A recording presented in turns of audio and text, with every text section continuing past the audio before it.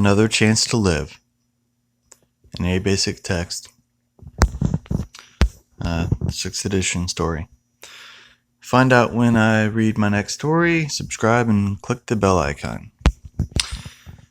When he reached the point where he couldn't live with or without drugs, this Australian addict attempted suicide. He survived through grace, and now he's been clean for more than 16 years. Another Chance to Live. In the life of every addict, there are crossroads, times when we could stop using and take responsibility for our lives, if we make the choice. I went through the crossroads one day in the bus station toilets and chose the wrong path. I think I was supposed to die, but by the grace of God, I was given another chance. I've been clean for 16 years. I got clean when I was 22, and I have lived most of my adult life as an NA member here in Australia. I have a full, rich life thanks to the program of Narcotics Anonymous. As an adolescent, I was governed by the compulsion to take drugs. The results were trouble, violence, prison, and poor health. My using was punctuated by legally required visits to counselors, probation officers, psychologists, etc. Rarely could I hear what these people were saying, or hear anything above the rumbling din of self and the desire for drugs. I was so focused on getting what I thought I needed that I ignored most of the moral boundaries most people take for granted. I stole, lied, cheated, scammed, robbed. In the end, I was exactly what the basic text says, reduced to the animal level. I hunted the streets like a wolf, looking for money and drugs. Deep inside, I still had a conscience, but I couldn't access it. I couldn't afford to. It was buried under a pile of emotional rubble. The task of cleaning up all that rubbish was too great. There were too many things to deal with to live a normal life. My life had become a misery of unresolved responsibilities. I believe every human's real job is looking after themselves, and I couldn't seem to do that. Eating, sleeping, drinking water, exercising, staying warm or clean seemed irrelevant and virtually impossible. The result was a vicious cycle of hunger, poor hygiene, and bad health. Between the layers of self, these inabilities hid a particular emotional pain that I carried. I couldn't feel it or articulate it properly until I got clean. I don't know whether I brought this pain from childhood or whether it came into the world with me, but I still carry it. It's not always present, but it arises from time to time as I move through these layers. If I get rejected, left out, treated as second best, or am not wanted in some way, the pain can become acute. I used to medicate this pain with drugs.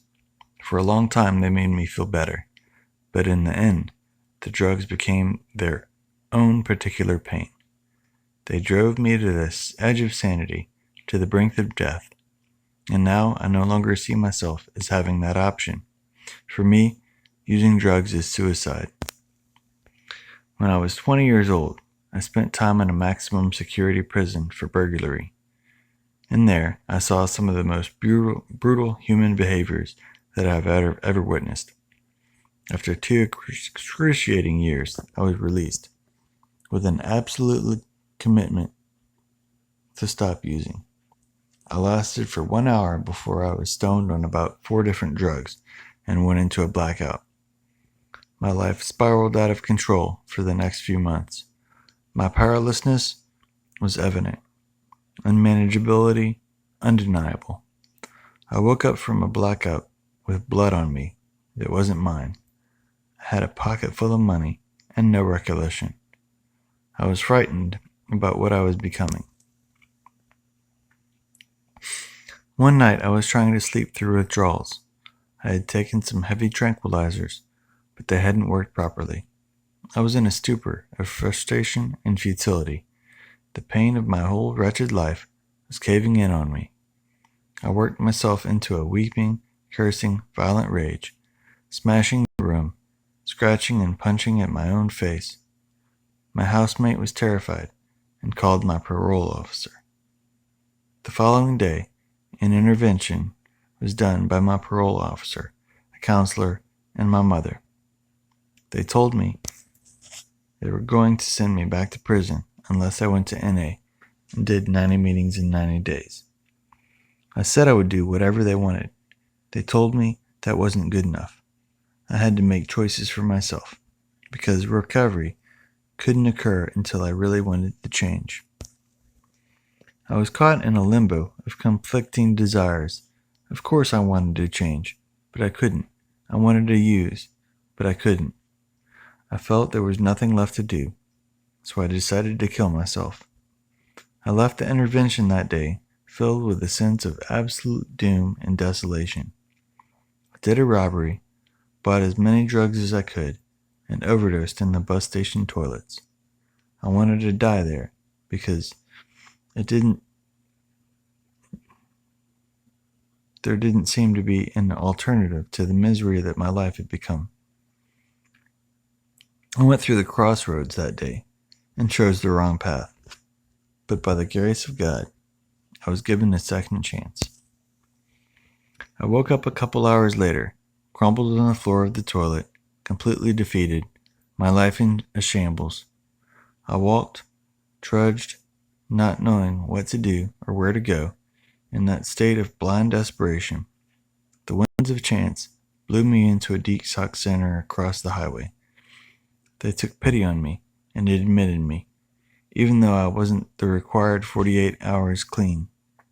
I lay naked, curled up on the bed, sobbing that night, feeling a particular sense of freedom, because deep inside, I think I knew it was over. I had surrendered. I just didn't really know what that meant yet. At that detox, they took people to meetings daily. I struggled through those painful first few nights, but on a Wednesday night at a meeting in a homeless center, I heard and felt the NA message for the first time. I didn't have to use drugs anymore. There was a way out. I was inspired by other people who were clearly junkies, but didn't seem to be using. They made me believe that there was a chance for me to really stop and have a go at life. I feel sad now writing this. I'm much more emotionally in touch with my old mad life now than I ever was back then. I couldn't imagine how life would play out. I just saw a black hole of the unknown, but I had decided, just for the novelty, to give it a go for a couple of days and see how long it could last. I lasted 49 days. Then I relapsed, and the compulsion to take drugs was back on me like a ferocious animal. My life spiraled immediately out of control again, and I realized that the previous 49 days had been the most trouble-free in the last 10 years. The relapse lasted for about 2 months before another detox and the death of another friend through overdose. I've been clean now since the 25th of January 1989, and my clean time is my treasure. I protect it with my life, because it is my life.